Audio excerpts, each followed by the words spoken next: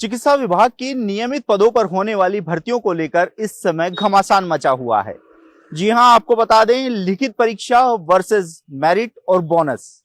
कुछ अभ्यर्थी मांग कर रहे हैं कि चिकित्सा विभाग में होने वाली नियमित भर्तियों को लिखित परीक्षा से जो पद है वो भरे जाएं, तो वहीं संविदा पर लगे हुए सैकड़ों युवा ये मांग उठा रहे हैं कि बोनस और मेरिट पर यदि इनको प्राथमिकता दी जाएगी तो सालों से जो ये संविदा पर काम कर रहे हैं इनको नियमित होने का मौका मिलेगा। कुछ अभ्यर्थी हमारे साथ मौजूद हैं जो लगातार लिखित परीक्षा की मांग उठा रहे हैं। उन्हीं से हम चर्चा करेंगे कि आखिर जो अन्य राज्यों में लिखित परीक्षा का प्रोसेस है, लेकिन राजस्थान में मेरिट और बोनस को तवज्जो दी जाती है, तो ये कहां तक युवाओं का नुकसान करती है।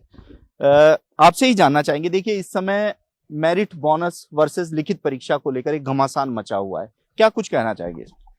हम यही कहना चाहते हैं कि माननीय भजनलाल जी और माननीय चिकित्सा मंत्री जी गजेंद्र सिंह जी शेखावत एवं चिकित्सा विभाग के सभी आला अधिकारियों ने मिलकर एक नीति बनाई कि जो पहले मेरिट बोनस में जो भर्तियां हो रही थी उनमें भ्रष्टाचार था, ठेकेदारों के थ्रू लोग पैसे दे के लग रहे थे, फर्जी डिग्री डिप्लोमा लेके आ रहे थे बाहरी राज्यों से, इससे योग्य लोगों को मौका नहीं मिल रहा था। सरकार ने निर्णय किया कि हम इनको परीक्षा के माध्यम से सबको समान अवसर देंगे और उसकी फाइल को, नियमों को आगे बढ़ाया।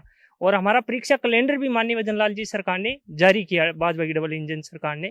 लेकिन कुछ लोग चाहते हैं कि परीक्षा ना हो, हमें सीधी नौकरी दे दी जाए, पैसों के दम पे नौकरी दे दी जाए, जैसे ठेकेदारों को देके पैसे देके वो बोनस प्राप्त करते हैं और बाहरी राज्यों से उच्च अंकों की डिग्री डिप्लोमा खरीदते हैं। तो हम चाहते हैं सबको समान मौका मिले, परीक्षा के माध्यम से भर्ती हो और सब परीक्षा दे और परीक्षा लेके आए। हम भी कोई सीधी नौकरी थोड़ी, हम भी परीक्षा देंगे। परीक्षा में यदि हमें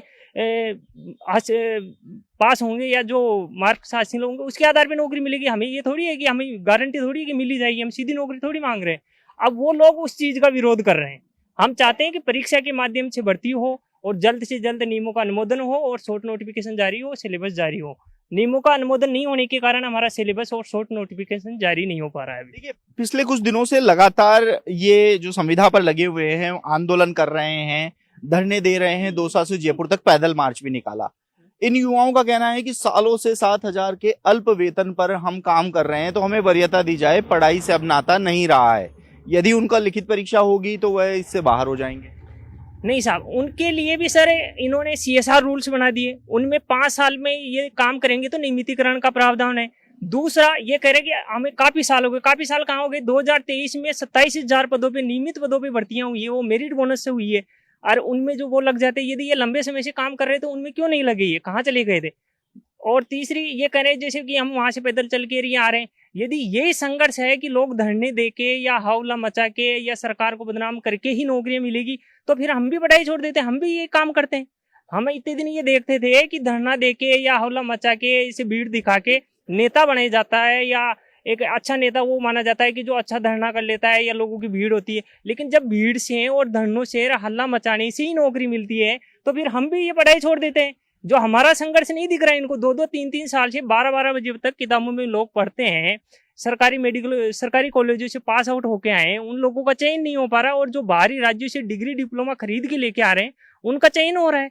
अल्प वेतन की बात कह रहे हैं, 7,000 रुपए में सालों से काम कर रहे हैं। अल्प वेतन की बात ऐसे है, CSR में जो काम कर रहे हैं उनको 20,000 रुपए पेमेंट मिलता है और जो UTP पे कार्यरत हैं उनको 36,000 रुपए पेमेंट मिलता है। तो इनका अल्प वेतन कैसे हुआ? और अल्प वेतन फिर दूसरे जैसे ठेकाकर्मी काम करते हैं तो उसमें भी ये लोग अल्प वेतन नहीं है, ये 3-3, 4-4 लाख रुपए दे के ये ठेकेदारों के थ्रू लगते हैं। यदि इनको ऐसा ही है तो वो 3-4 लाख रुपए कहाँ से आए इनके अल्प वेतन? ये इनको नियमित भर्ती मिल रही है ना, उसमें इसलिए आए हैं क्योंकि बैकडोर एंट्री चाहते हैं ये।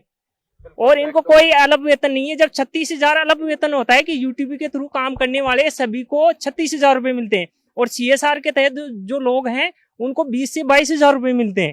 बिल्कुल, 20 से 22। कुछ और अभ्यर्थी भी हैं, इनसे भी जानना चाहेंगे। आप क्या कुछ कहेंगे? लगातार संघर्ष कर रहे हैं कि लिखित परीक्षा से ही जो भर्ती है वह की जाए। हमारी माननीय भजनलाल जी और जो भी अधिकारी उनसे यही मांग है कि लिखित परीक्षा से होना चाहिए। ये लोग बोलते हैं कि हमारी उम्र हो गई, हम पढ़ नहीं पाते, या हमारे बच्चे हो गए, या हम ये सब कुछ संघर्ष हम इतने साल से नौकरी कर रहे हैं तो हम नहीं कर पाते।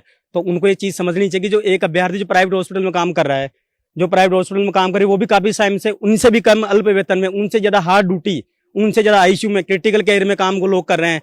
ये लोग बोलते हैं कि तुमने कैनुले नहीं देखे। मैं उनसे पूछना चाहूंगा, तुमने कैनुले ही देखे हैं?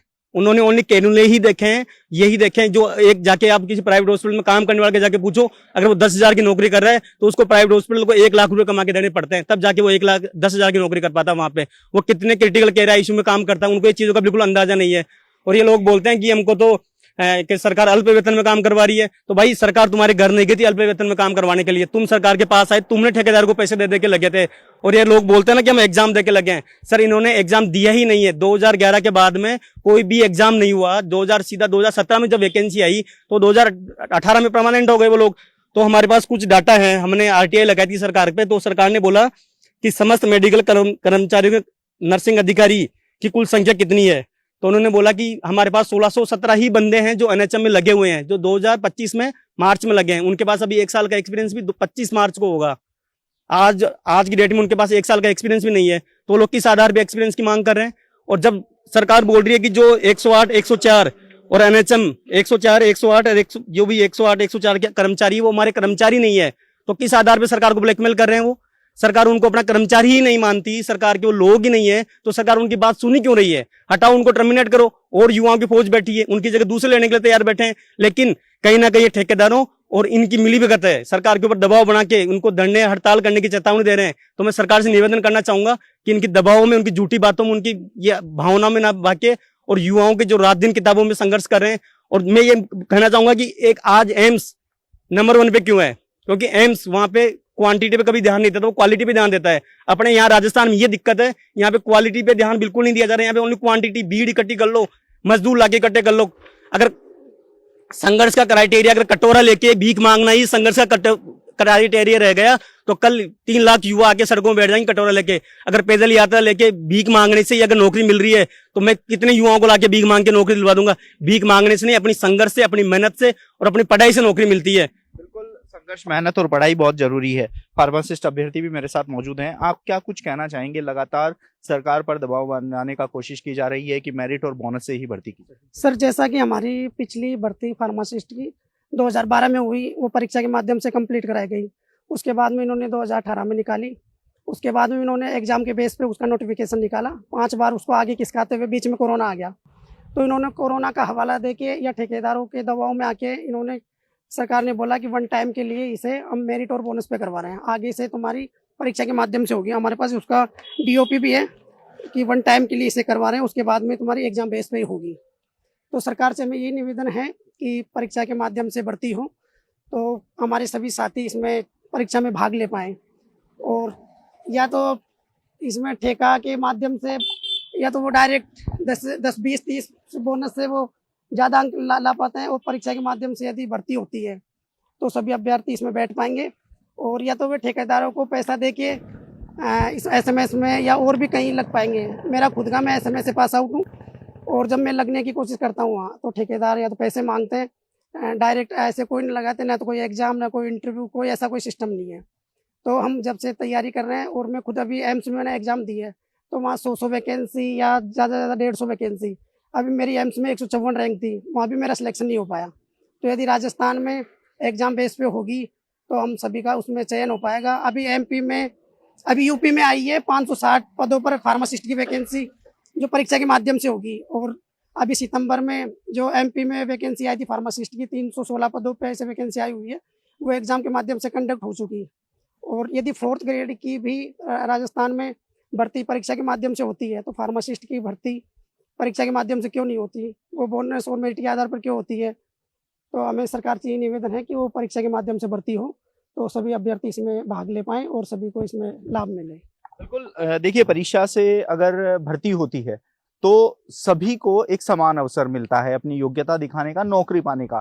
लेकिन मेरिट और बोनस की जब बात आ जाती है तो कहीं ना कहीं ठेकेदारों की बाँछें खिल जाती हैं, क्योंकि आगे के लिए उनकी दुकानें और बड़ी हो जाती हैं।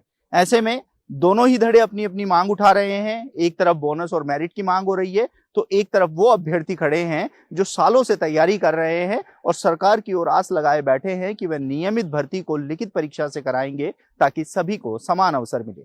ऐसे में अब देखना होगा कि आने वाले समय में जो भजनलाल सरकार युवा हितैषी की बात करती है, युवा हितों का ध्यान रखने की बात करती है, वह इस मुद्दे पर क्या फैसला लेती है।